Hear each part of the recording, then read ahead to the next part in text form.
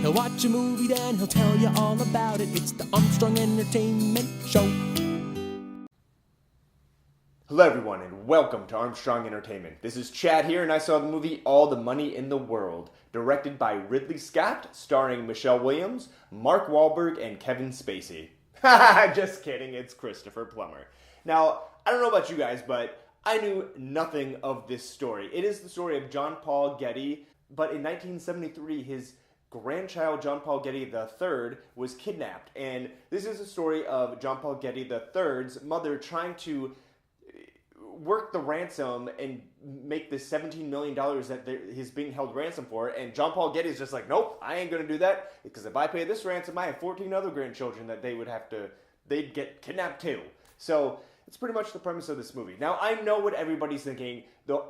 What this movie is going to be remembered for is the fact that Kevin Spacey was digitally removed in certain scenes and recast by Christopher Plummer with T-minus 1 month until the film was opening. They shot this film, I believe, in 9 days, the reshoots with Christopher Plummer. I will give the man kudos. He is 88 years old, 87 when he shot it, the 9 days, and he was probably the best thing in this movie. He is just a legend, hashtag American icon. I mean, it's The Sound of Music.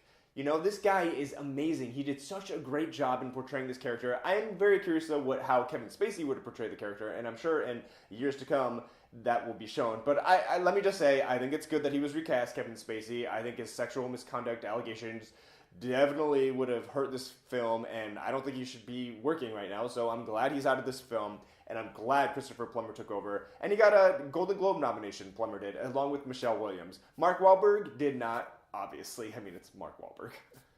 Now, let me just get right back into the plot of this film as I'm riff-raffing away. This is something I did not learn about in my Florida school. I learned about Patty Hearst, but why Patty Hearst? Oh, because she was kidnapped as well. But I don't know if this was like a regional thing where the kids out in California learned about John Paul Getty III, and I learned about Patty Hearst over on the East Coast.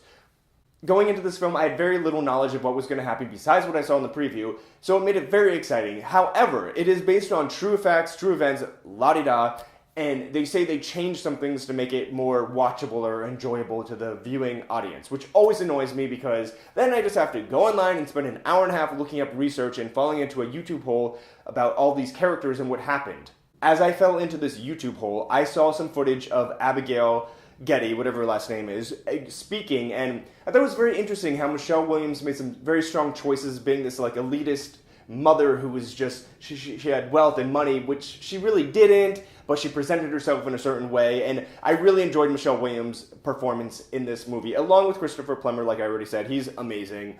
Hail, Christopher Plummer. Mark Wahlberg, he plays this thing like he plays everything else, one note entirely, so boring. He could have easily been replaced in this film. I don't know why they cast him. I guess he's just like Mark Wahlberg, he's a name, he probably gets his percentage of whatever he makes, and then it's just like he doesn't ever do anything. How do you think he feels that everyone around him gets nominated except for him? Obviously, he's got to be thinking, wow, I'm probably a crappy actor. Yikes, I shouldn't be saying this because Mark Wahlberg would kick my ass. So I'm sorry, Mark Wahlberg, I hope you're not watching this, I'm sure you're not. Overall, I would say this movie is decent. It's a good 5 out of 10, maybe 6 out of 10. It's just not one of Ridley Scott's best, and it just was kind of, like I said, it was kind of missing something. I just felt like something was a little off, and I do believe it had something to do with the reshoots, and Mark Wahlberg being boring as crap, and the fact that it's about 30 minutes too long, and it just, I don't know, it wasn't very thrilling. I thought it would be more exciting to watch, and it wasn't. It was good, the acting was great, it deserves its nominations, yada yada yada, but that's that. It's called All the Money in the World, and it is playing in a theater near you. And Kevin Spacey is not in it. Until next time.